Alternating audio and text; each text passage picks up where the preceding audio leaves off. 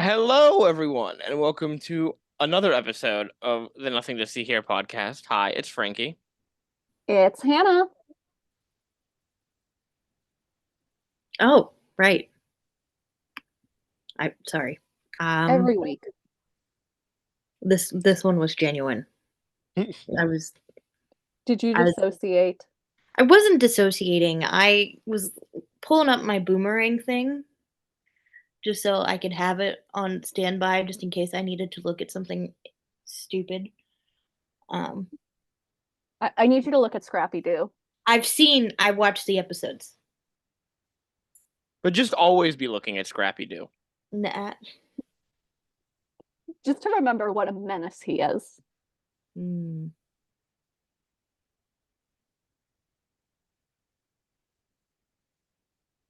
Anyway, that's Amanda. Oh, yeah. Hi, Amanda. How are you? I'm good. So, we're here recording another new episode. Hello, everyone. We're recording a great episode We're because we get to recording talk about our favorite dog. a new and some people's least favorite dog. Definitely one of mine. We're recording Scooby-Doo. It's the next episode of Scooby-Doo.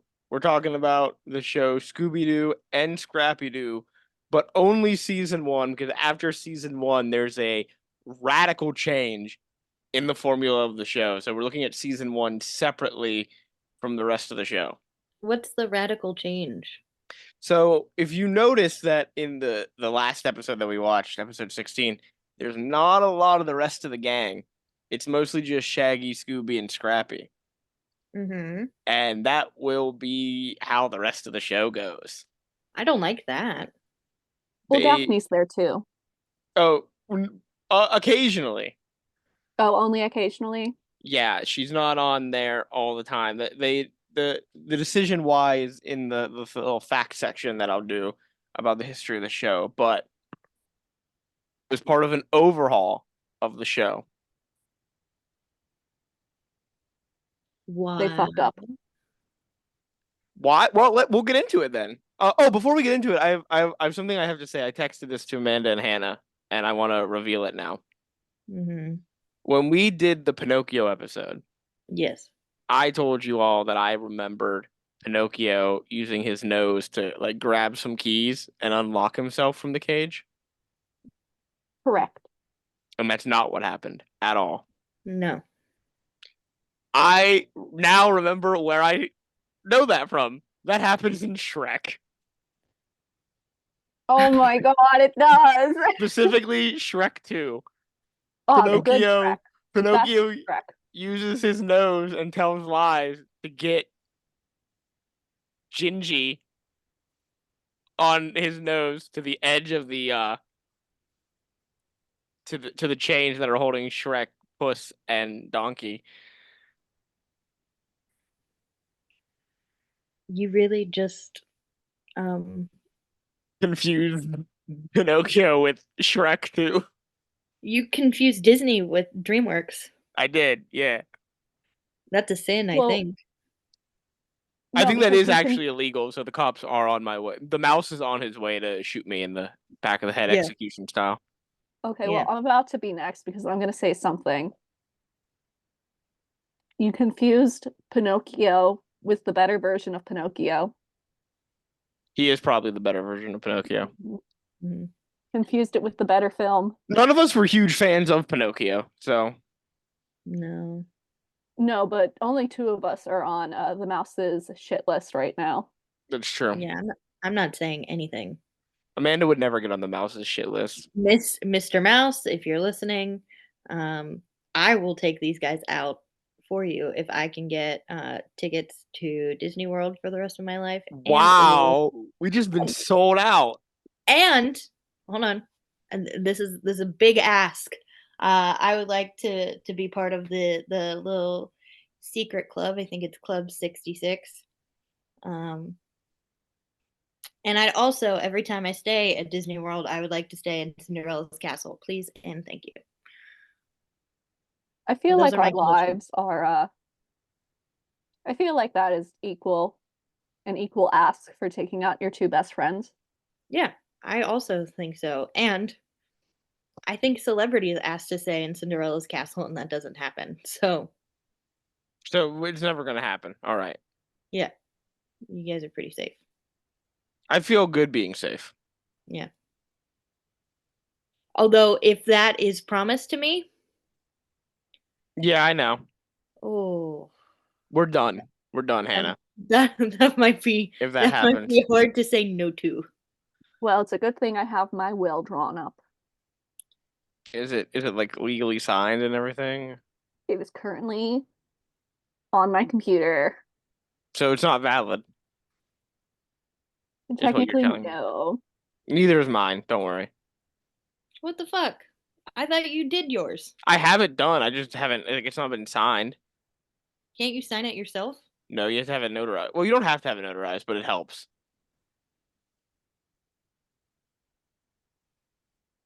Do liars? Do lawyers sign their own shit? What do you mean? Can you sign your own like if you need a lawyer signature, can you just sign? No, the lawyer has to have prepared it. There's a whole rule about the law if like something's being submitted to the court by a lawyer and the lawyer has signed it, they're validating that they have worked on it and done correct research on it and it's not like a bullshit thing being filed. So no. I mean, so they could, but if they got caught doing that, they'd get in a lot of trouble. Ah. So you can't sign your own will? No, you have to sign your own will. No, I mean like you can't What do you mean? like wait, like like You doesn't a can't be the lawyer who witness- signs the will saying this is a legal will. Yeah, I Yeah. can't be the witnessing attorney, but Yeah, I have to sign my own will, yeah. that oh well. And in Pennsylvania, you don't need witnesses to sign your will. It just helps. Hmm. Can a dog be my witness? No, unfortunately not. Why am I not allowed to claim my dogs as my dependents or have them witness my will? I think you should be able to claim them, but you know. Thank you. Anyway, speaking of dogs, Hmm. we're Oh, talking I gave about us the perfect segue. we're talking about two dogs tonight, Scooby-Doo and Scrappy-Doo. This is the fourth show, the fourth Scooby-Doo show that they pumped out. Produced by Hanna-Barbera for ABC. It premiered on September 22nd, 1979. Half-hour animated show. 16 episodes in this first season that we're discussing tonight. This was for Amanda's great benefit. If we exclude the primetime specials that we'll be looking at as well, the last Hanna-Barbera cartoon series to use the laugh track. Oh, thank fucking God. So no more laugh track, except for I think a couple primetime specials that we have. But the regular shows will not have the laugh track anymore. Thank God. So why was Scooby-Doo and Scrappy-Doo, specifically, why was Scrappy-Doo thrown into this show? Because he needed a younger sidekick. Yes and no. Incorrect. Just No. like Batman. Amanda is incorrect. By 1979, Hanna-Barbera realized that the Scooby-Doo formula was worn out. People were over it. So Me they too. decided to divide the nation. So what they decided to do at first was to create a parody, which is our next episode, the Scooby Goes Hollywood primetime special, which is a parody of Scooby-Doo. But that was produced and finished before this series aired, but I don't think it actually aired before this show. I'm not sure on the dates. I'd have to check, so don't quote me on that. But well, that is our next episode. In addition, Hold on. what? I've been interrupted. Yes, Peanut Gallery. The Peanut Gallery just wants to say hi because they haven't made an appearance in a while. And just wanted to know if all of the viewers or listeners missed the Peanut Gallery. Did you guys hear that? We did. I have a question for the Peanut Gallery. What? What are your thoughts on Scrappy-Doo? Oh, she actually said he was cute. Okay, I really hate Scrappy. He annoys the hell out of me. I don't know what's wrong with him. He is like a toddler that's like type up on adrenaline and cookies and sugar and doesn't want to listen to anybody. And steroids, apparently. Yeah, and steroids. But Thank you. I at almost the end choked of on the my first water. episode, there was a minute where he was snuggling with Scooby and he looked so cute. I was like, oh my God. But for the most part, I hate him. I can't stand him. I That's will agree with the when he looks like he's snuggling. He looks cute because he looks like a puppy snuggling. So therefore he's cute. Right. But I any will other time concede he's that. He'll never be cute besides that moment. Oh God. maybe he does another snuggle moment in an episode. All right. Frankie would know. I wouldn't know. I Frankie, didn't you know watch. if he snuggles in any other episode? I have no idea. I don't think you know. John Lawrence. Speaking of snuggling, So, not only did the staff at Hanna-Barbera think that the formula for Scooby-Doo was getting worn out, ABC had threatened to cancel the show because the ratings were declining, and Fred Silverman, the show's biggest supporter at ABC, had left for NBC in 1978. Yeah, the Today Show. ABC was going to choose between two shows, Scooby-Doo or an unnamed pilot from Ruby Spears Enterprises. So What was the Hanna-Barbera, pilot? it doesn't really matter because What a was it little though? spoiler, I don't know. They didn't choose it because, and it's lost to history because, spoiler, Scrappy-Doo saves the day. I guess thanks, Scrappy-Doo. Yeah. Scrappy was created as a remedy to fix Scooby-Doo's tired formula and lower ratings. He was created by Joseph Barbera and Iwao Takamoto, and they brought in Mark Evanier to write the pilot episode where he was introduced. And they based it on a previous Gold Key comic story that Evanier had also written that introduced a puppy character. So after the process of writing the episode had been finished, standard and practices got involved, and they were afraid that Scrappy was too independent, which was a bad thing to teach kids, apparently, in the 1980s. Yeah. A meeting took place where all sides decided that what was written was acceptable, and they said, fuck standards and practices. Oh. The next day, however, Evanier discovered that they had brought in another writer to rewrite a couple of scenes to tone Scrappy down just a bit.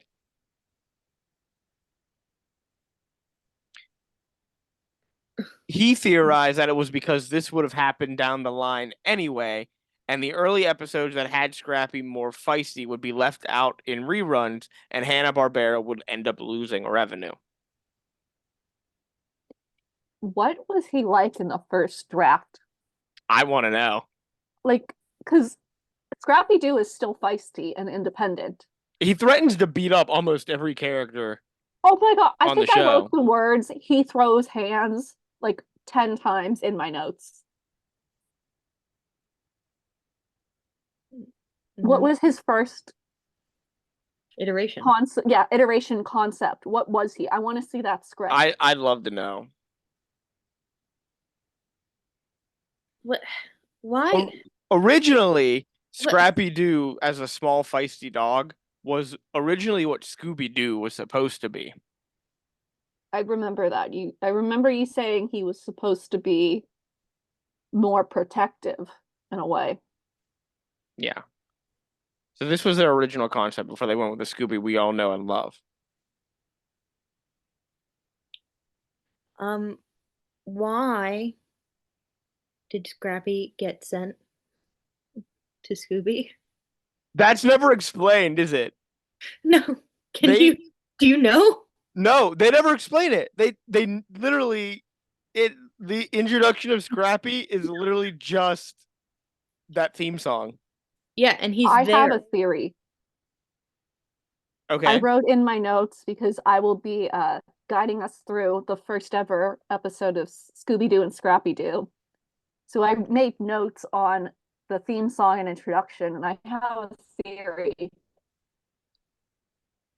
When his box bounces off that train, it looks like he has been thrown off. Yeah. Like it implies he was unwanted. Like his mom just yeeted him off that train to Scooby. I think um I think, and as we'll learn in the later episode, it's because Scrappy was into gang violence. Yeah, Scrappy is a gangster, apparently. He has a hardcore street gang we'll learn about. They sent him, it's kind of I think it's a Fresh Prince of Bel-Air kind of scenario. Um They sent him to get, You're saying Fresh Prince was inspired by Scrappy-Doo? yeah. Apparently Scrappy-Doo was born to Ruby-Doo, who's Scooby's sister. And he is sent to live with his uncle Scooby after he becomes enamored with Scooby's mystery-solving lifestyle. Hmm. Nah, Ruby just threw him off a train and said, "He's your problem now, Scoobs." Now, she probably put him on the train, and then the conductor was like, "This dog is trying to fight everybody." Ruby was just too excited to get rid of him. Hmm. So another debate that they had beyond Scrappy's personality was who was going to voice Scrappy-Doo. Half a dozen actors auditioned for the role. These included Mel Blanc, Frank Welker, Don Messick, Dawes Butler, Marilyn Schreffler, Paul Winchell, Dick Beals, and Howard Morris. So a lot of Ultimate, people we all know and love. yeah. Frank Welker ad-libbed in his audition the distinct yells of Scrappy-Doo, including Puppy Power, which the writers then took and That's his catchphrase. became his catchphrase. Yeah. Ultimately, Lenny Weinrib would win the role, but he is only the voice of Scrappy-Doo for this one season. I After this fucking season, hate his voice. he asked for more money, and they replaced him with Don Messick, the voice of Good. Scooby-Doo. Good. I hate And Scrappy's voice in this season. Don Messick will be the voice of Scrappy-Doo for the rest of his appearances that come in the following years. Question. Hmm. Was he the voice of Scrappy in the live action? I don't know. Okay. So Fred, Daphne, and Velma are present in these episodes, but they are less essential to the plot. And it was a more concentrated effort to try and make them relevant once the new characters' presence shed light on that fact that they weren't being used. However, they are ultimately removed by the next season, and Shaggy, Scooby, and Scrappy become the main focus. Pat Stevens, who voiced Velma in the first 11 episodes of this season, ends up leaving midway through because of health reasons, and beginning in episode 12 is replaced by Marla Frumkin. Although Pat Stevens really didn't miss out on much.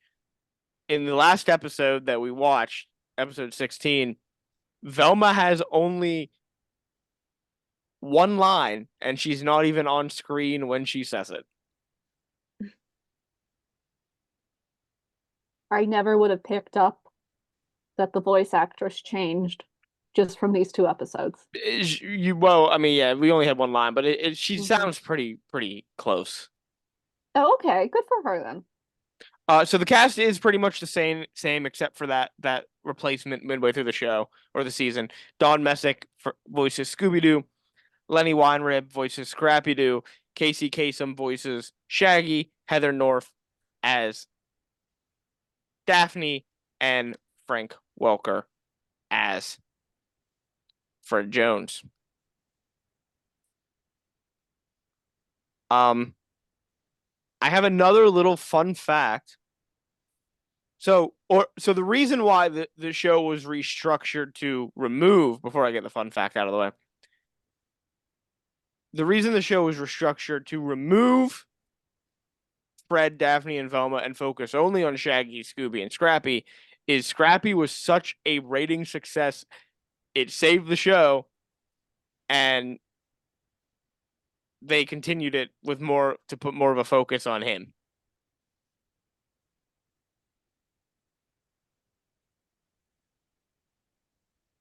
I don't believe that. At least not with season 1 Scrappy. And the next season is completely different, by the way. I know. Which I could see, just from my own memory, I could see season 2 Scrappy being liked. I cannot see season 1 Scrappy being liked. Mm.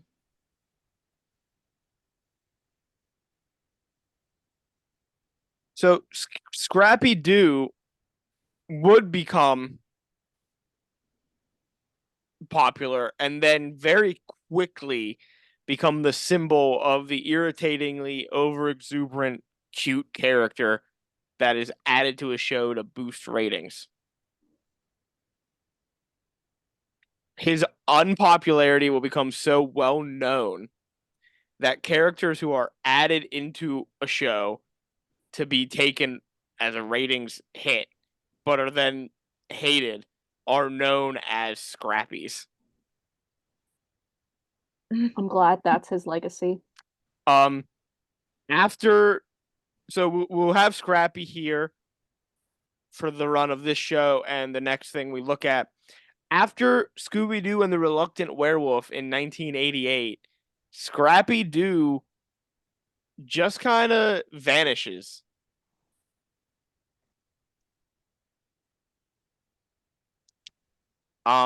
His next appearance won't be until the live action film. After that, he appears. He doesn't appear anymore. He is mentioned in Scooby-Doo and the Goblin King, and he's mentioned in Scooby-Doo Mystery Incorporated. Yeah, he technically appears there. There's a statue. Yeah, so technically, quote unquote. Yeah. And don't they say don't look or something? They see the statue. He's found as a statue in a museum of all their defeated enemies. And Daphne says she's never seen his statue before. Fred pulls her away and reminds her they all promise never to speak of him again. I feel like that implies the first live action film is canon in the It City does. Incorporated. I think it does imply that the first film is canon. He's also referenced again in the 13 Ghosts film further down the line. Mm-hmm.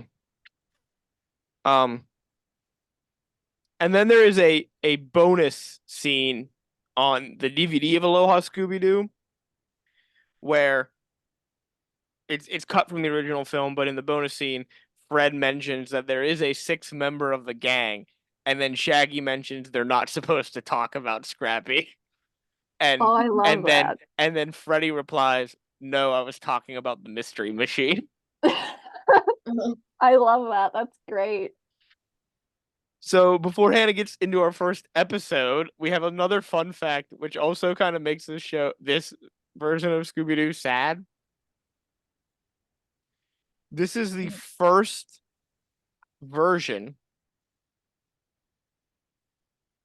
of Scooby-Doo, the first series, that does not feature in a single episode Scooby snacks.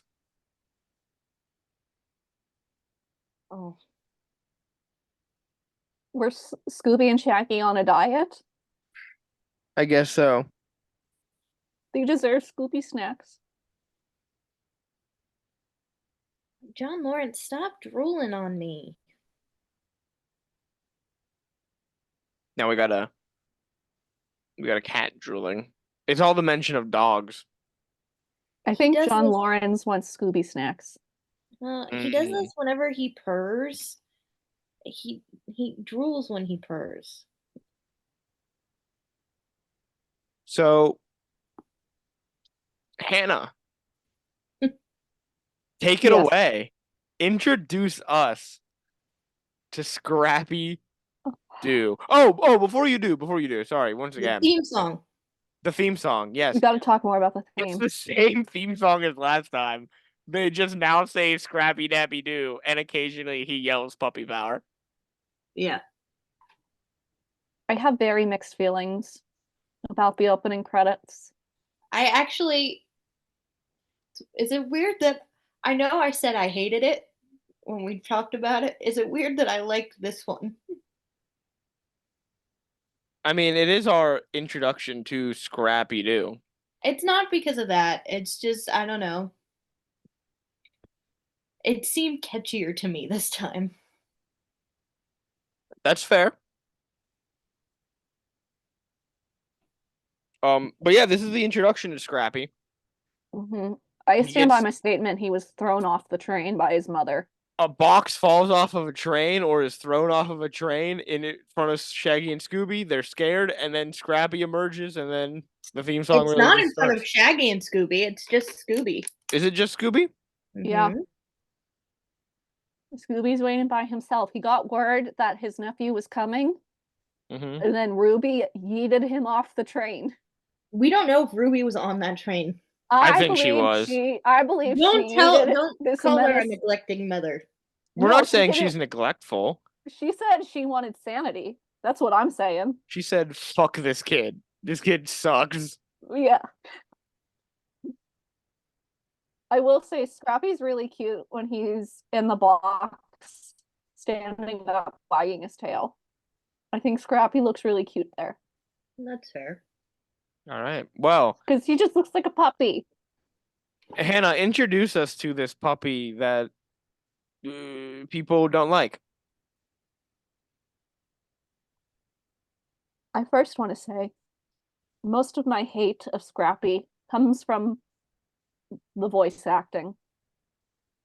I hate how Scrappy sounds in this season. He sounds like he should be part of the Italian New York City mafia.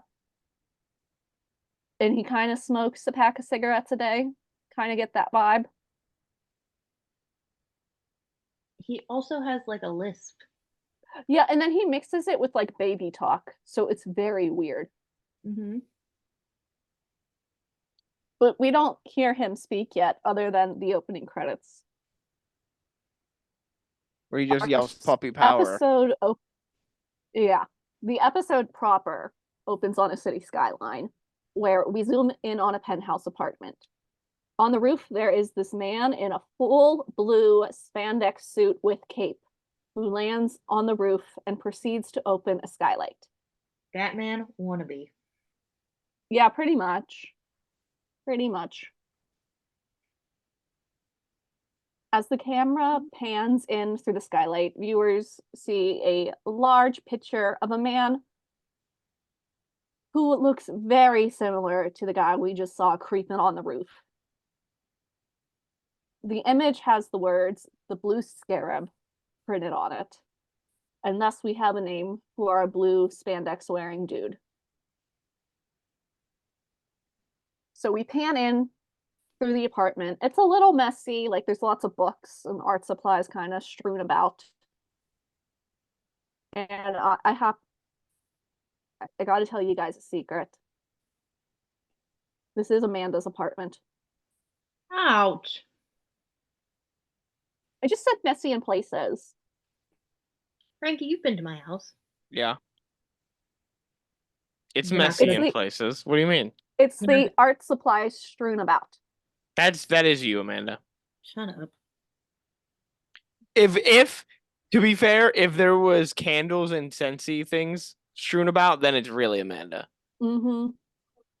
Hmm. So it's not actually Amanda's apartment. But we do see a man at a drafting desk.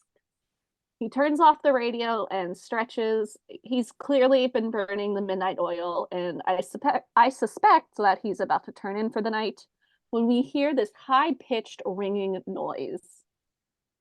This man is like, "What the fuck is that? Who's there?" And a disembodied voice answers. "What's wrong, Sloan? You don't recognize the scarab alarm? You created it." Also, this disembodied voice is definitely a wannabe Batman voice. Mm-hmm. So, to no surprise, it's the dude in the blue spandex who is speaking. He's now inside the apartment, and he does indeed call himself the Blue Scarab, who was created by Sloan 10 years ago. Sloan tries to run away and out the door, but the Blue Scarab stops him. Important to note that the Blue Scarab doesn't try to hurt his creator. He basically just says, "You gave me life, but you will draw no more comic books about me," before disappearing in a puff of blue smoke. And our artist stands there in disbelief about what just happened. We now Fair. cut to a malt shop where the gang is hanging out. Shaggy is reading a copy of the Blue Scarab out loud for Scrappy and Scooby, but mainly Scrappy. Scooby is busy drinking Shaggy's malt without him noticing, and Scrappy is asking for Shaggy to read more of the comic. We also get an iconic line We've here. officially met. What line is that? When Shaggy catches Scooby,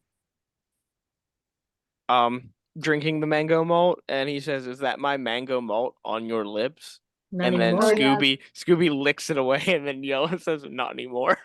Mm-mm. I don't have this stuff done. I'm gonna finish it tomorrow. Oh shit! I talked. Sorry, Frankie.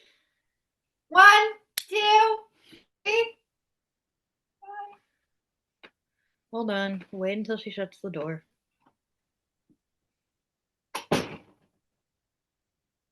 Go ahead. 1, 2, Yes. 3. Yes. So Shaggy finally realizes that Scooby drank his mango malt. And we've officially met Scrappy-Doo. I don't think this puppy should be drinking a mango malt. I don't think he needs the sugar. Is mango bad for dogs? You're the dog person, so I figured you would know. I don't think so, but we don't exactly ever have mangoes in the house. What, you mean you and your functioning your non-existent microwave? You're telling me you don't have mangoes in the house? That's a food you don't even need to microwave, so it's good for you. Yeah, but if she doesn't have a microwave, which is, mangoes, the popularization of mangoes came way after the invention of the microwave. Well, there's no microwave and no mangoes in this household. Have you ever had a mango? Ages ago, yeah. Like I've Alright. tried it. Okay, that's good. It's just in case anybody is wondering, the answer is yes. Dogs can eat mangoes. It's safe to consume as long as it's peeled and the pit is removed. Yeah, I didn't think it was bad for them. Obviously, don't ever feed your dogs pits of any fruit or veggie. Hmm. This has been a PSA with Hannah. My cat dips their paw into my wine sometimes. I feel like that's not good. I don't think they lick it. I've never seen them lick it after they do it. I see them shake their paw out. That's weird. It is weird. And it ruins my wine. They just don't want you to drink. That's what they're telling Why? you. They're It's saying, not. hey, slow down. Stop drinking. No. Don't stab your friend with the wine cap. One time. It was one time, and Frankie tried to take a bottle away from me. Because you were drinking too much. You were drinking too much. You were drinking too much too fast. I wasn't drinking too much because I don't drink. So You were drinking too much too fast. We're never going to let you live this down. all right. We finally see the rest of the gang. Velma, as always, is reading the paper and she finds tonight's mystery. Comic creator Jerry Sloan is being haunted by his creation, the Blue Scarab. Now, Scrappy is very, very excited because he wants to meet the Blue Scarab. Daphne lets him down gently as she says this is likely a publicity stunt. Which honestly, if I heard a comic book artist was being haunted by a character they created, I too would think it's a publicity stunt. Absolutely not. Have you ever watched the movie Cool World? No. Do you guys know what I'm talking about? No. Oh my god, Brad Pitt's in it. Oh, what? Well, now I know what it is. Are you being sarcastic? Yeah, of course I am. I don't know. Just because Brad Pitt's in it does not mean I know what this fucking movie is. It was made in 1992. It's an American live-action adult animated fantasy film. That's very helpful. Thanks, Wikipedia. It's good. Well, maybe I'll watch it one day. And Hollywood is in it. Like the whole city? That's No, pretty like cool. Hollywood as in HOLLI space. That's not how I thought Holly was going to be spelled. W. I feel like wait she for it. missed a big chance. No, WOULD.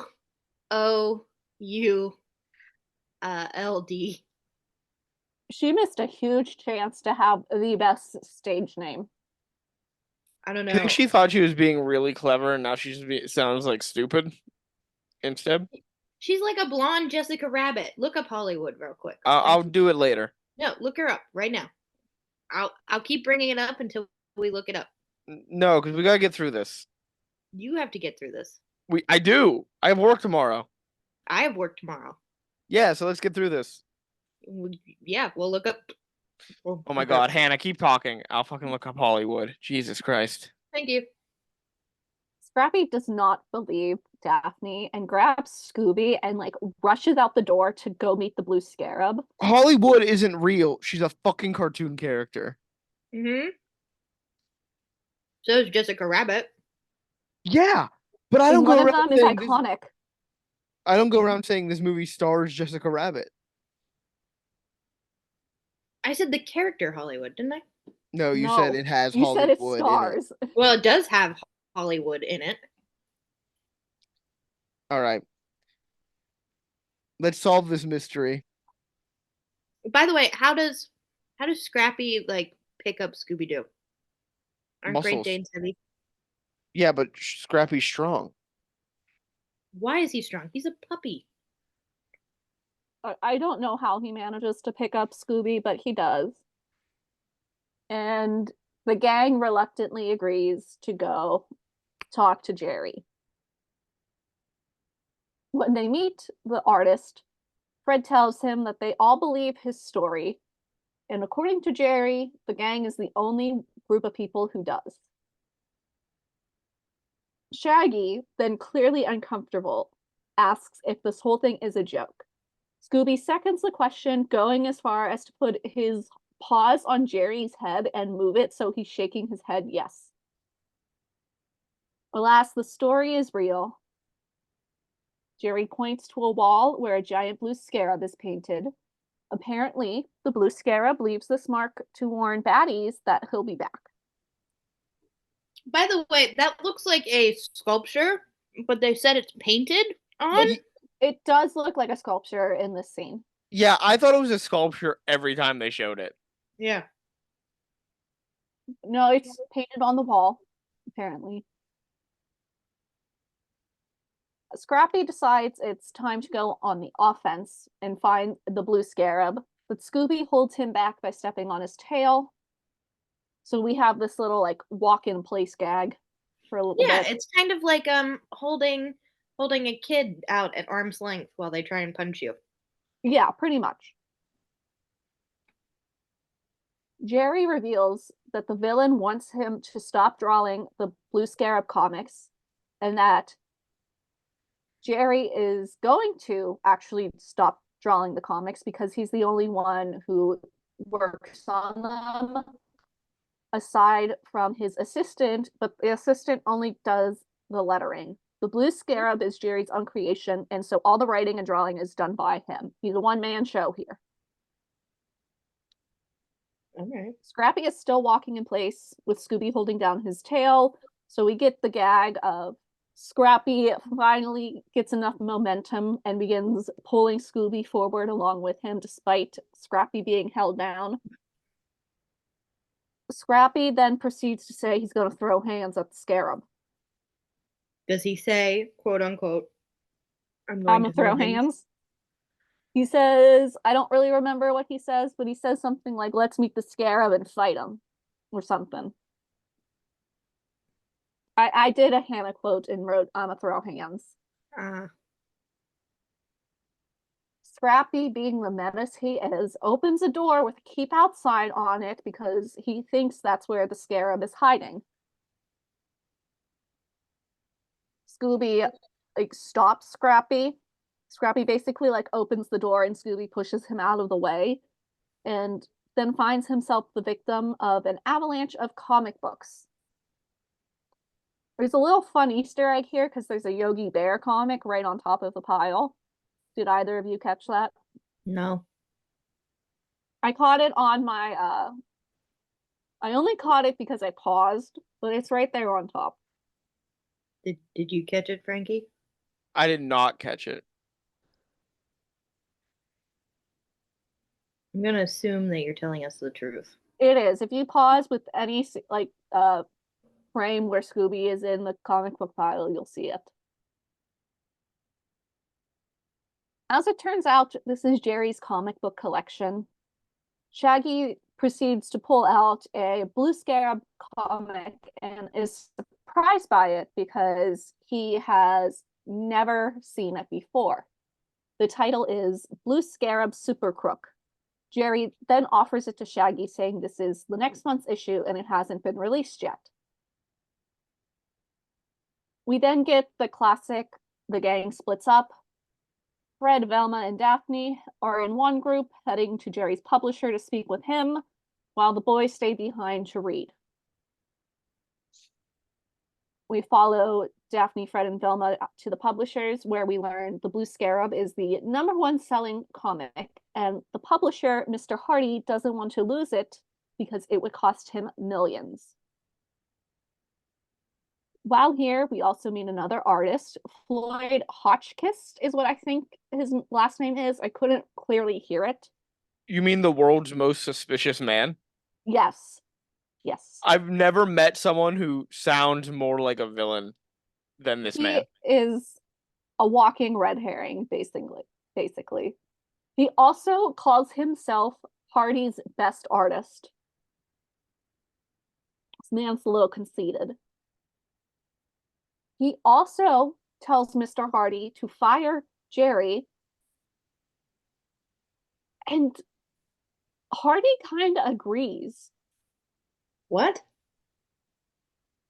Hardy agrees that should Jerry no longer create Blue Scarab comics, he will be let go.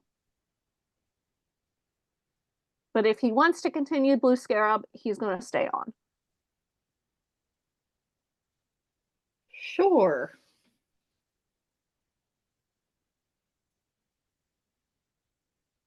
That feels a little wrong.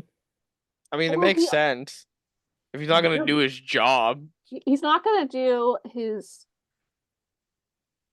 big selling comic book.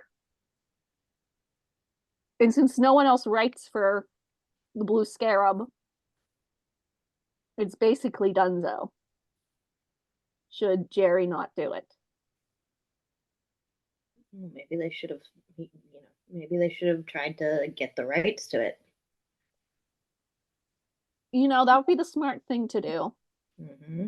But Jerry is the Blue Scarab, pretty much, when it comes to creating this comic book. Good.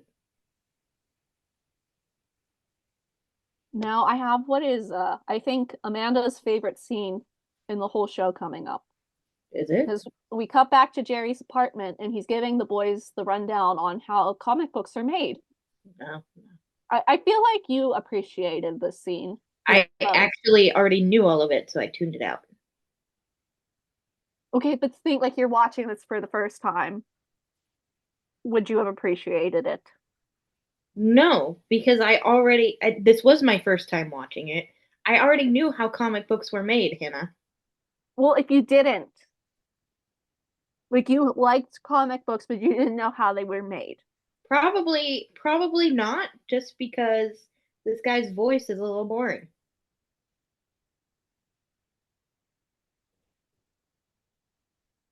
I'm just being honest. Okay. He does You have hear- a boring voice. Thank you. I was not that bored by his voice. He just sounded like a dude. You sound like a dude. Just sounds like a dude. Anyway, Did we she hear miss- the scarab alarm going off again. Did she miss that? I think she's just ignoring you. I am just ignoring you. Ah,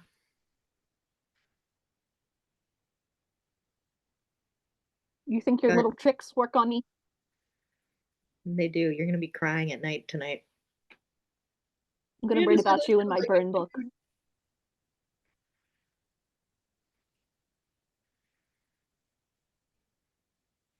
Anyway, continue. Scooby, upon hearing the alarm, hides in a drawer of a nightstand, while Scrappy gets really excited to see the blue scarab, which I'm confused about because 5 minutes ago he was ready to throw hands. But now we're excited that he's going to meet the blue scarab. Make it make sense. Hmm. Scrappy tries to get Scooby to come out of the drawer, but Scooby pulls his nephew in with him. The blue scarab bursts through the window and asks Jerry if he's decided to quote unquote retire. Shaggy answers for Jerry and says he'll retire.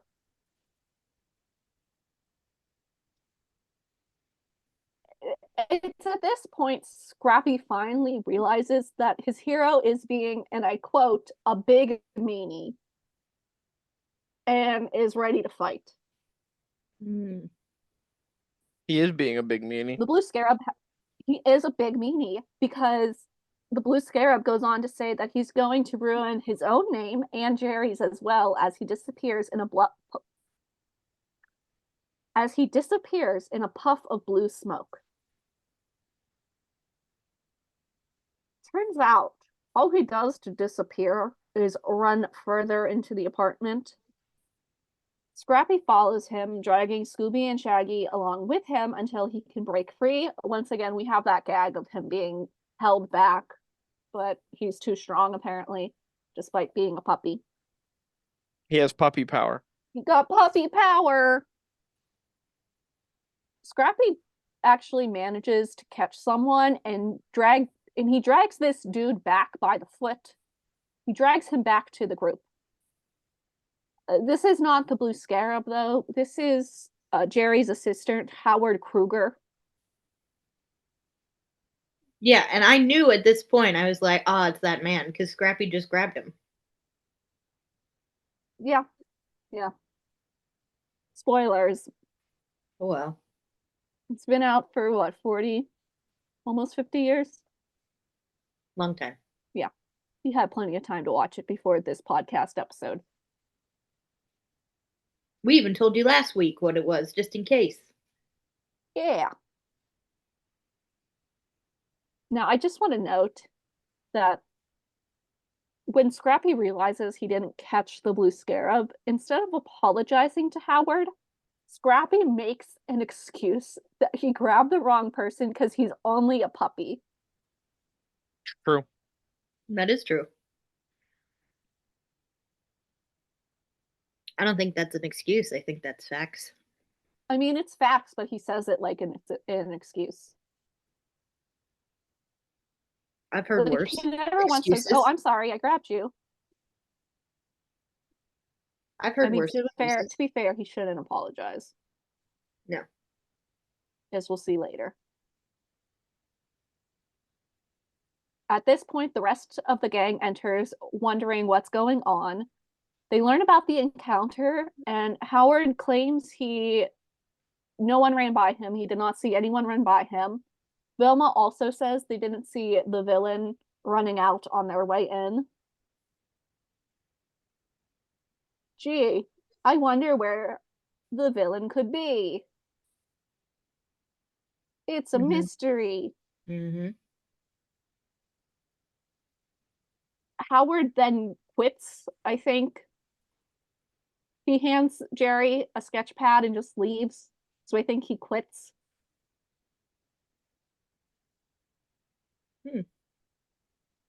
Shaggy realizes at that point that the Blue Scarab is acting like he is in the latest comic book because he was reading it off camera. The story in this comic goes the Blue Scarab has been hypnotized into committing robberies. The first robbery the Scarab commits is set to take place in a jewelry store, so that's where we go next. We cut to Romeo Jewelry, where the night guard on duty is reading a copy of the Blue Scarab, and who should enter but the Blue Scarab himself. Now, this man runs in through the front door with no issues. The front door was wide open. Yeah, that's You're what I supposed to be do. asking to be robbed. They had a security guard. What do you mean? They had one old man in the back reading a comic book by flashlight. Yeah, that's perfect security for me. Okay. So the guard goes to stop the villain, but is thrown back, I think, from being shocked. I don't exactly know what happens or how this is managed, but the guard gets thrown back, and the Blue Scarab proceeds to grab a tray of jewels and runs out. And the guard proceeds to call the police. Back at the apartment, like, I want to know how much time has passed here, because back at the apartment, the radio is playing a report of the crime we just witnessed. Like, how fast is news traveling in the city? Where are we? Apparently, $1 million worth of gems were stolen, and Scrappy reiterates that there may be Scrappy realizes that there may be a clue in the issue of the Blue Scarab that Shaggy's reading. Just reiterating that fact that the villain is going through the next unreleased comic.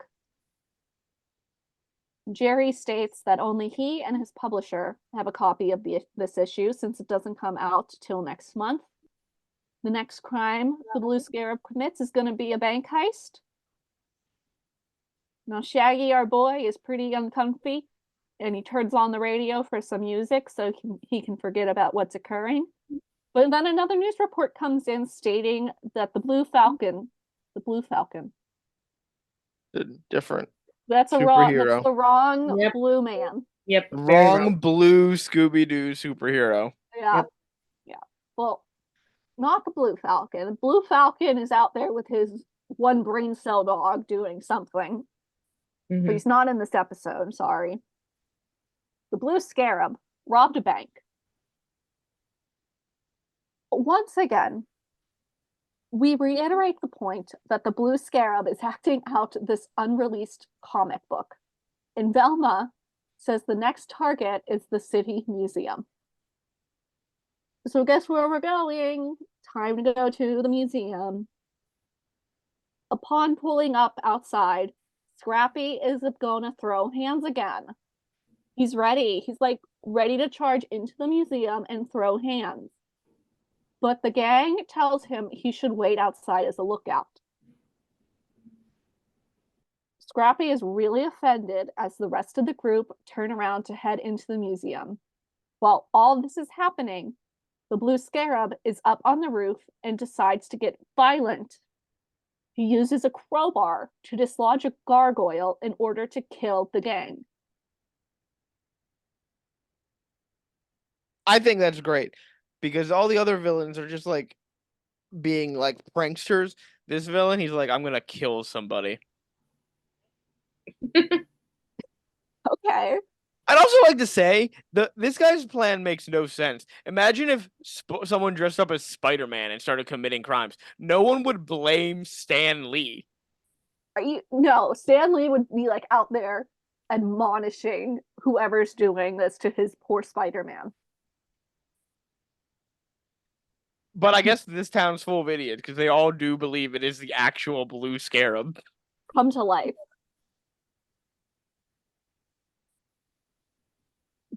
Daphne is first to see the falling gargoyle and calls out for Scrappy to move, but he won't. Because they told him not to. Yeah, he's like, I'm not moving. I'm doing what you said. I won't go in there and throw hands. He's good at following instructions. Mm-hmm. Scooby has to run and grab Scrappy in order to save him. But through cartoon logic, wherever the two end up standing, the gargoyle manages to follow them until it finally lands in front of them.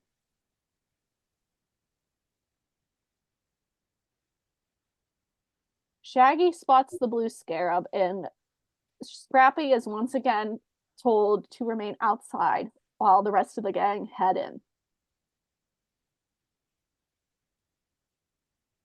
At this point, Scrappy says he has an idea for a Scrappy trap. Is this like the first and only time Scrappy trap is mentioned? Maybe. I don't know because like there might be in some other episodes some scrappy traps. Okay, I didn't know if you knew. And I he don't has think he has just some scrappy traps in the other episode. He just doesn't call them scrappy traps. yeah, so I was like, was this a one-time thing and then never like went on past it? I wasn't sure, but I also did not watch the rest of this season, so.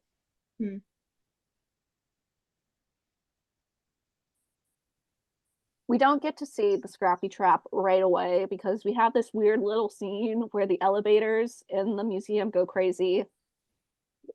This is 5 seconds. It serves no purpose, and we all end up on the roof, except the blue scarab is unseen.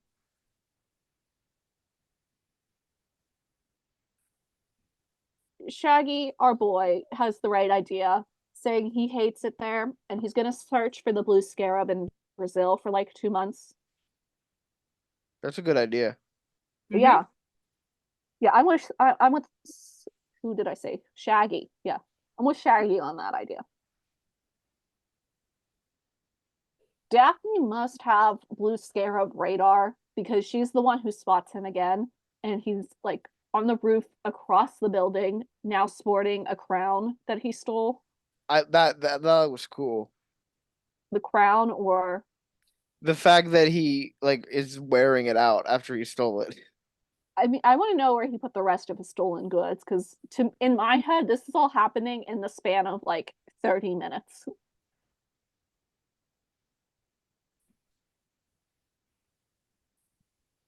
He calls out to the gang, claiming they will never catch him, and he swings away. We cut to Scrappy. He's setting something up to catch the blue scarab, and we cut back to the gang again. Fred tells Shaggy and Scooby to head around back, and obviously that's where the blue scarab ends up being, and he ends up throwing a burlap sack over Scooby. Oh no, not a burlap sack. Yeah, not to kidnap him. He just does that thing where you put a blanket over your dog and then your dog runs around like an idiot trying to get it off. Yeah. Scooby, I kind of laughed because I then proceeded to do that to my own dogs because it's funny. It is funny. Scooby, running around blind, ends up getting caught in Scrappy's trap. And Scrappy does a little happy dance because he thinks he caught the villain. At first, I thought he was trying to catch the blue scarab in a net, but it turns out this was like a catapult because the trap has thrown Scooby all the way across the courtyard into a fountain. I'd like to point out that Scooby, when he comes out of the water, looks like he's going to murder Scrappy. Yeah. Yeah. And Scrappy's too busy searching the rest of the water looking for the blue scarab. He's really disappointed he didn't catch the villain. We once again go back to Jerry's apartment, and Jerry is on the phone quitting over the whole situation. The gang is standing around and they're looking at the calling card that the villain left. Daphne pointing out the blue scarab's a pretty terrific painter. Velma has a realization. Where would you go if you wanted to stop a comic? You would go to the presses. So we travel once again to the publisher's office where they're printing comic books, and the gang set up their plan to catch the blue scarab. Velma says it's once again time to split up and we get our normal groups. Scrappy has the bright idea of getting up on the conveyor belt that overlooks the whole press room. And the blue scarab once again tries to kill him because Shaggy and Scooby are up on the conveyor belt with Scrappy. And the belt begins moving. And where should the conveyor belt lead? To a giant, none other than a giant paper cutter. And it's basically, it looks like a guillotine.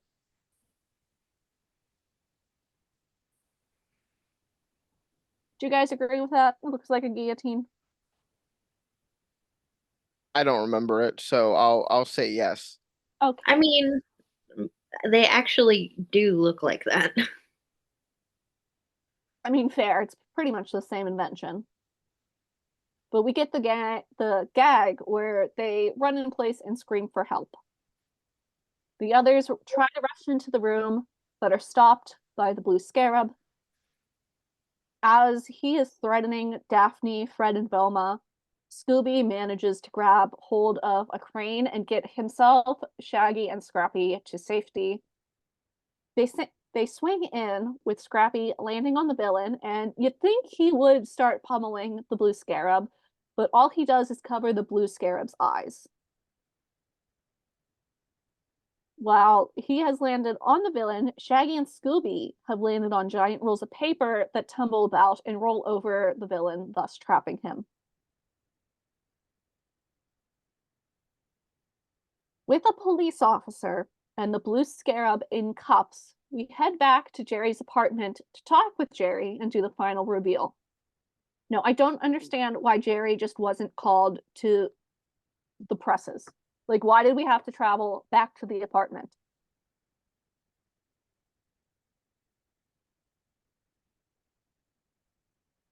Because you need to have the reveal with Jerry. Yeah, but Jerry could have came to where they were.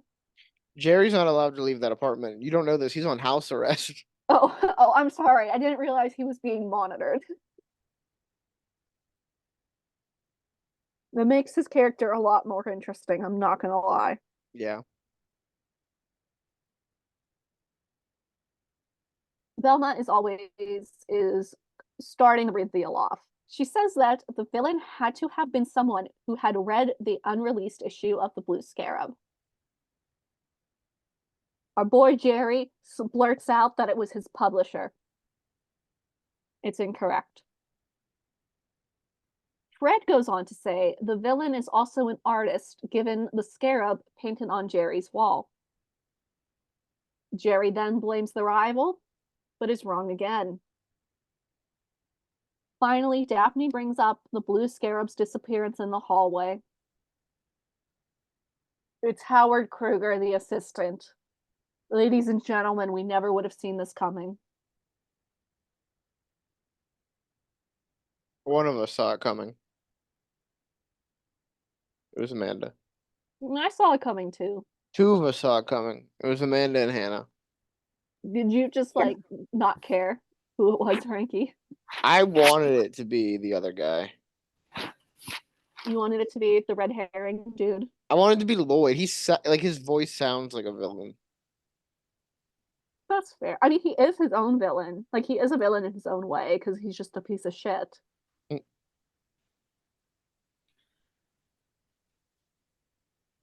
We then have our villain monologue.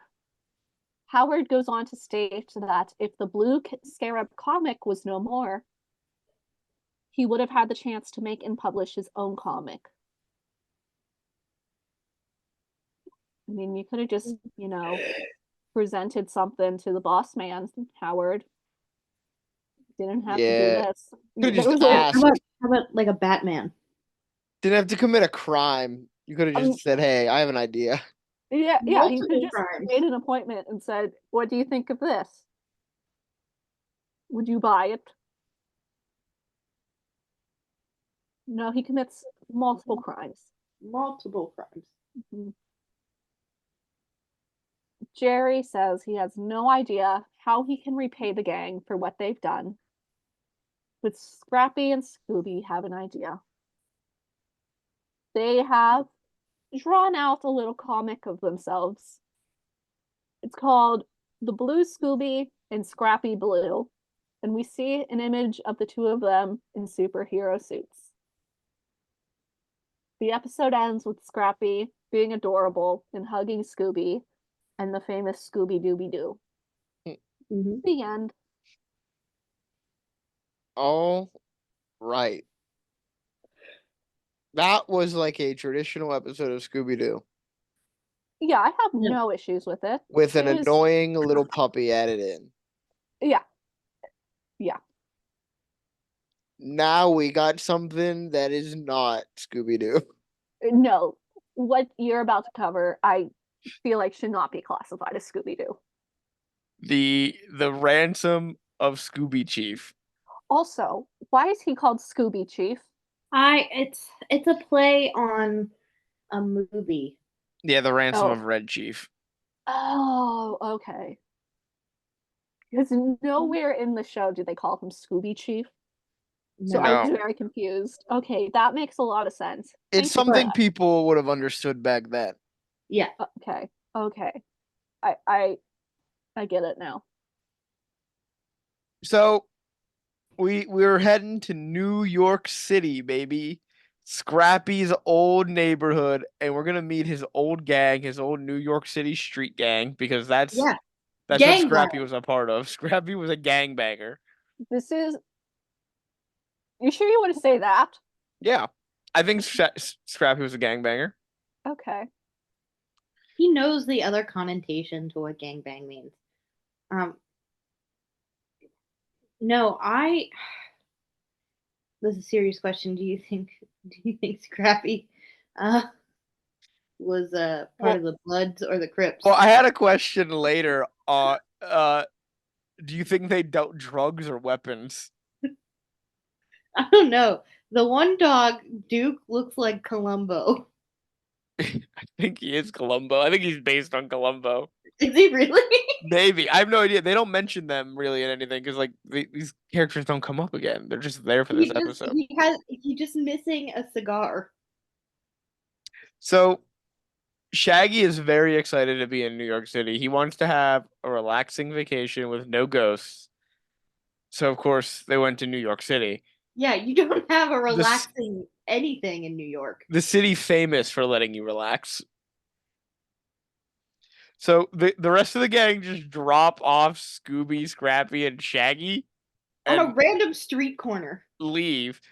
And these two creepy guys go, "That's Scooby-Doo, baby. Look at that." Is Scooby famous? He is. So Scrappy, Wait. Is Scooby famous for like he's on TV like he is in the next episode? I Or think No, he's just like is famous that like because he's a the talking dog. idea? I think he's just famous for like being a mystery solving dog. Okay, he's not famous for being a TV star. No. Okay. So Scooby Scrappy gives out his secret whistle, which is one of the most annoying things in the world. It's a high pitched screeching alarm, Hey, only dogs can hear it, but that's incorrect. and it gives pain to everybody involved except for Annie and Duke.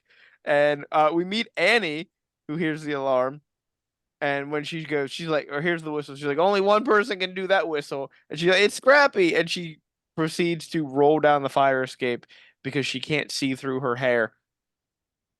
Cut that poor dog's bangs. She then falls onto like a plank that is holding a box, and it sends the box flying up, and another puppy flies out of the box and then back down, and that was Duke. He was sleeping in that box. And Aw. this is Scrappy's hardcore New York City street gang. Yeah, real hardcore. Are they for the Bloods or the Crips? I think they deal drugs and weapons. I think Scrappy does all the weapon trading. I think Scrappy's like the enforcer. You think he's the enforcer? Yeah. Yeah, all the steroids. Duke, they introduced Duke and Annie to Shaggy and Scooby, and Duke says Scooby looks bright, and Shaggy says, "Are we talking about the same dog?" So rude. That's pretty good. And then the two creeps we saw earlier, they reveal they're planning to kidnap Scooby in order to make money. They're Well- gonna ransom him. Hold on, if you think about it, Shaggy's probably seen Scooby eat his own poop. Yeah, So Shaggy's seen Scooby do a lot of shit that is Yeah. not smart. yeah. So the old gang reveal they miss Scrappy, and Scrappy's gonna show everyone around the city. Shaggy is excited to go to the grocery store, Me too. and Duke calls Shaggy weird. So they go shopping, and Scooby just kind of walks into a truck as he leaves the store. Yeah. Not really. He was too busy eating and looking at his groceries. I mean, plays into the he's not that bright. Yeah. So the the truck drives off. Shaggy realizes what's happening and chases after it and jumps into the truck. But as he jumps into it, a box falls out, and Shaggy is now trapped in the truck. Scrappy goes I to run off. respect him for chasing after Scoobs. Yeah. Scrappy also goes to run after the truck, but Duke holds him back and says they can't catch up. They need to find a clue. And they go to the broken pieces from the box that fell apart, and it says made in Japan. And Scrappy's like, well, we got to go to Japan. And then Annie finds a stamp on the box that says that the box is from the Paris warehouse in New York City. How does this dog see? She like moves her hair out of her eyes She occasionally. needs a haircut. She is a Shih Tzu. You need to give those dogs haircuts. They're going to the two creeps, Tony and Carl. Carl? Carl? They say they're gonna lock up Shaggy and Scooby until they get paid. And Carl tells Tony to guard the dog. I guess only the dog though, and not Shaggy. He specifically just says guard the dog and then Well, the leaves. dog's the important part. Yeah. To be fair, he's a Great Dane. He got some big chompers. So Carl goes down to call in that they've kidnapped Scooby and he wants a ransom. So he calls Hollywood. Or he wants to call Hollywood. He tells the operator, I'm calling Hollywood, and he wants to speak to anyone in charge of paying ransoms. See, this is why I questioned if Scooby was a TV star. Maybe he is. Maybe he is. But he Okay. could also just be a celebrity. And where do celebrities live? Hollywood. Fair. That's also fair. So or he could sell the dog. yeah, So Tony Hollywood- has given up guarding, and Yeah, he they does that very quickly. So Shaggy and Scooby climbed out of the window using sheets that they've tied together, but they end up right at the phone that Carl was using. So they just look at him and go, "Hey, we climbed out for some fresh air." They take a deep breath and then they climb back up. Why did they just run? Yeah, they should have just. They're pretty fast runners. So Scrappy, Annie, and Duke are going to take the subway to get to the Paris warehouse, but they don't have any tokens. And Scrappy goes, "Screw the tokens. I'm just going to go. He's going to be a toll hopper. Do that. Commit that crime. That's a crime I support, Scrappy." They technically do kind But of. it leads to the best scene in the They whole episode. it does they do become toll hoppers, but so they end up waiting for a coin to roll their way, and one of them does fall at them, but they can't catch it and it rolls down a grate. So they stick, I guess, chewed up gum onto Scrappy's tail and he fishes for the coin Here's the in the thing: they storm would have grate. caught that coin if they would have ran on 2 legs or 4. Mhm. Sorry, 4 legs. Yeah. And they then do toll hop by pretending to be one person by standing on each other's shoulders. In a fedora and trench coat. Yeah. Also, Best scene. do dogs have to pay a toll to get on the subway? I don't think they do. No, you don't have to pay for them to get on, but now in New York City, they have to be able to fit in a bag. Yeah, but this is the 80s. So no. So, But I think dogs in bags are cute. 'Cause yeah. It's really funny when you see a pitty in an IKEA bag. Oh my god. So, Shaggy's next plan to escape is to send a note in a bottle and toss it out the window. But it's not the ocean, you idiot. The bottle breaks immediately when it hits the pavement. So Tony and Carl put bars on the window. Can you imagine though that because that paper like floated away? Could you imagine somebody just finding that paper one day? Oh my god, that'd be hilarious. So Shaggy or Scooby reveals, or they reveal that they're ransoming Scooby for $1 million. Uh-huh. So Scrappy's gang arrives, and Scrappy wants to just run in there, but Duke tries to stop him, but he can't, and Scrappy crashes right into a trash can. In the trash can though, they find plungers and bows, but no arrows. But Scrappy has an idea. We then go back to Scooby and Shaggy, who go into the air vent, but the Tony and Carl can hear them talking in the air vent as they crawl past them. So Scrappy and his gang begin to fire the plungers onto the wall using the bows, and they then create like a ladder of plungers on the side of the wall, and they climb up. A good idea. They're able to Yeah. get in through the bars. Well, everyone is except for Annie, she's stuck. But Duke and Scrappy get in, and Scrappy threatens Tony and Carl. And he then just like takes a step towards them, and Tony and Carl get scared and run away. Well, they know that he's part of a gang. That's true. He is part of a hardcore New York City street gang. So Shaggy and Scooby then fall out of the building from the air vent into the truck once again, and Tony and Carl drive away. And now they've put them on a boat.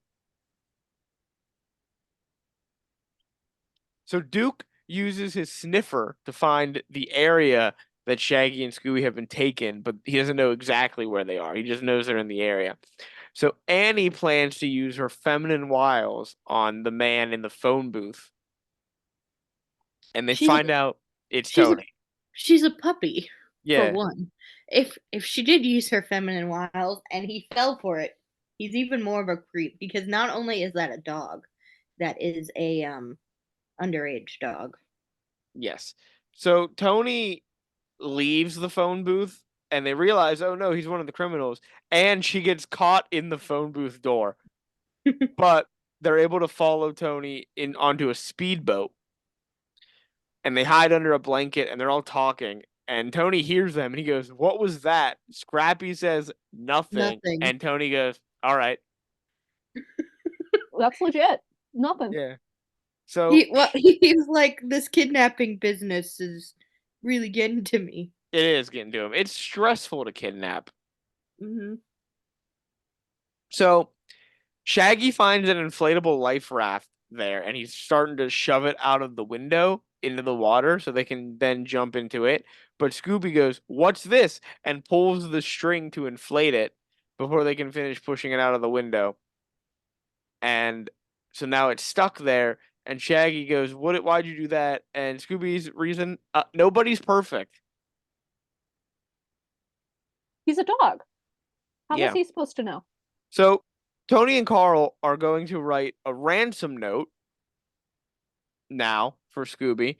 And Scrappy and his gang make it onto the actual boat. So Scooby and Shaggy have built a tower of boxes and they use it to climb out of a hatch. But the puppies on the boat believe it's Tony and Carl, and they slam it shut, knocking Scooby and Shaggy down. But Shaggy's like, "You know what? It's all right, Scrappy. Just toss us some rope." And Scrappy tosses them some rope without holding on to an end up there, so they can't use the rope. He was never told to hold the rope. That's true. He just He's was just told a to little toss it. puppy after all. So Tony and Carl show up and they chase the puppies around, and the puppies end up hiding in some oil barrels, and they're sneaking around in them. Shaggy and Scooby are once again about to get out of the hatch, but Scrappy, who's running away in one of the oil barrels, trips, throws the oil barrel off of himself, and it rolls down into the hatch onto Shaggy, knocking him and Scooby back down again. Mm. Shaggy and Scooby have now made it out of the hatch, but Scrappy has a plan to trap the criminals. But they outwit him. Tony and Carl outwit Scrappy by simply walking in the opposite direction. And the trap instead captures Scooby and Shaggy and throws them back into the hatch. And when the puppies realize what has happened, Tony and Carl throw a net on Scrappy's gang. This is where I wrote, "God, this episode sucks." So Yeah. Shaggy and Scooby try to push the inflated raft out of the window, but it pops from the pressure and shoots them out the window. They crash onto the deck of the ship, capturing Tony and Carl. And Annie calls Scooby He Dog. Quite a witty reference to He-Man there. Mm. And Tony and Carl give up. They just want to go somewhere quiet. Like a jail cell. Yeah. I want to go to a jail cell if I can escape this episode. So we're back in New York. The gang's back. I don't know if they've been informed about what's happened. Where They don't seem did they concerned. go? Yeah, they went to explore actual New York City and not get involved with a hardcore New York City street gang. Yeah, they went Okay. to Broadway. Yeah, they went to see a show, they went out for dinner, Okay. they went to Okay. the Statue of Liberty. So Duke and Annie want the secret whistle again. And Shaggy says, "Please no." And I'm begging, "Please no." And Fred goes, "How bad can it be?" It's so bad, it cracks every window and pops every tire on the mystery machine. No wonder the gang hates this puppy. He's a fucking menace. They said Scrappy's not allowed in the mystery machine again. He caused thousands of dollars worth of damages. He's not allowed. And that's the end of that episode. I fucking hate it. and I'm really not looking forward to the next seasons of Scooby-Doo and Scrappy-Doo, but we're doing them. We have a little break. We do have a little break for a parody episode or a parody primetime special. I'd say it's the first Scooby-Doo movie. Yeah, I enjoy it. That's why I'm reviewing it. It's one of the ones I used to have it on VHS. Why is it a parody? They thought they could get away with parodying it because people were sick of the formula. Have you ever watched Scooby Goes Hollywood? Probably when I was little. I like it. I don't know how well it holds up. I haven't watched it since I was a kid, so we'll see if it holds up at all. But I remember enjoying it. So, guys, where do we want to rank Scooby Doo and Scrappy Doo? The current rankings are this. Number 1 is Scooby Doo. Where are you? Mm-hmm. Number 2 is the Scooby Doo Show. Number 3 is Scooby Doo Laugh Olympics. Incorrect. And correct. No, incorrect. It's the official Nothing to See Here Scooby Doo ranking. Mm-hmm. You were outvoted. And number 4 is the new Scooby Doo movies. Before we rank this show, are we ranking season 1 separately from the rest of Scooby-Doo and Scrappy-Doo? Yes, because it's a completely different show. Okay. I say this is better than the new Scooby-Doo movies, but that is as high as I'm willing to go. I think it's better than Laugh Olympics. You're going to be outvoted once again, Hannah. Yeah, absolutely not.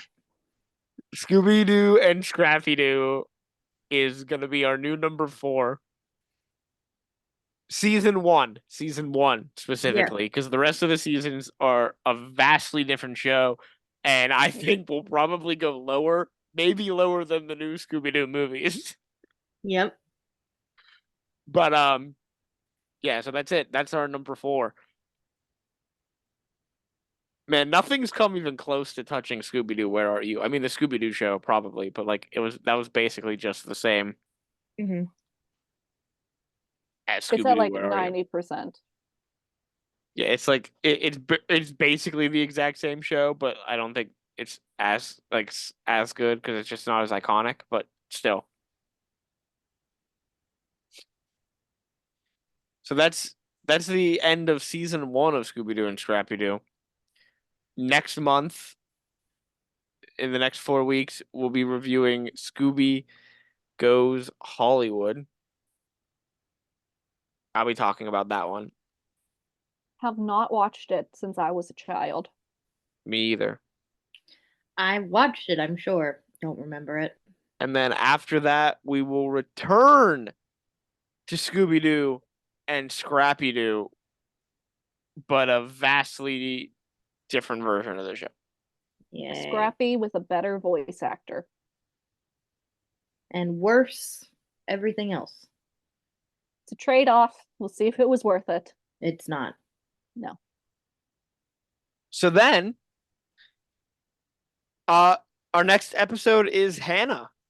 Hannah, you're back in the driver's seat. I'm taking us in the DeLorean next week. Are you? Yeah, we're gonna go back in time and get back to our roots as well. We're gonna talk about a vampire. A vampire? Which vampire are we Yeah. talking about? I'm gonna keep that a surprise, but Okay. just know we got a spooky episode. We're gonna talk about the vampire from Grim Adventures of Billy and Mandy. Dracula, the Dracula guy who did the hip thrusting dance. Yeah. Yeah. The best interpretation of Dracula. So I glad liked you him guys very much. guessed it. Wasn't he related to Erwin? Yeah, he was Erwin's grandfather, I think. That's awesome. So yeah, so Hannah will be talking about a vampire next week. So Ready to piss Amanda off again. Oh no. Why? Are you gonna talk about how someone is a real vampire? I'm gonna leave it a surprise. Oh no. If you drink blood or you're a cannibal or anything like that, you're not a vampire. No one's drinking blood. They're drinking whiskey infused with blood. Incorrect. Yeah. So let's take care of some business and wrap up this episode. remember to like, comment, and subscribe on YouTube. We are on YouTube, once again, reminding you of that. Follow us wherever else you listen to this podcast. Leave us a review. Leave us Share some us. comments on Spotify. Yeah, leave us some comments on Spotify. Share us with your friends. Let them enjoy the show. Don't just hoard this to yourself. Don't be rude. Tell your friends to tell their friends. Yeah. If you would like to email us a question, email us a suggestion for an episode, email us any comments you have about previous episodes that we've done, anything else you'd like to tell us in an email, you can send us that email to Nothing to see here podcast at gmail.com. I haven't looked at our email yet. Have we gotten another email besides Catherine asking you to show your feed? no, Frankie? we haven't gotten any other emails. Just spam from one of our friends. If you would like to see some amazing artwork done by Amanda or some funny memes done by Hannah or participate in our weekly Friday afternoon quiz, you can do so at our Instagram at Nothing to see here pod. As always, here is spelled HEAR. and I think that is it. So saying goodbye, it's Frankie. It's Hannah. And I'm gonna go join a gang. Please don't. Right? The Puppy Power Gang. Yeah. Okay, you can join the Oh, Puppy Power no. Gang. What do you mean no? No, the mystery gang. Nah, the Puppy Power Gang. Woo! You can join Puppy Power or the Mystery Gang. Those are the only Power. two allowed. Bye everyone. Bye. Bye.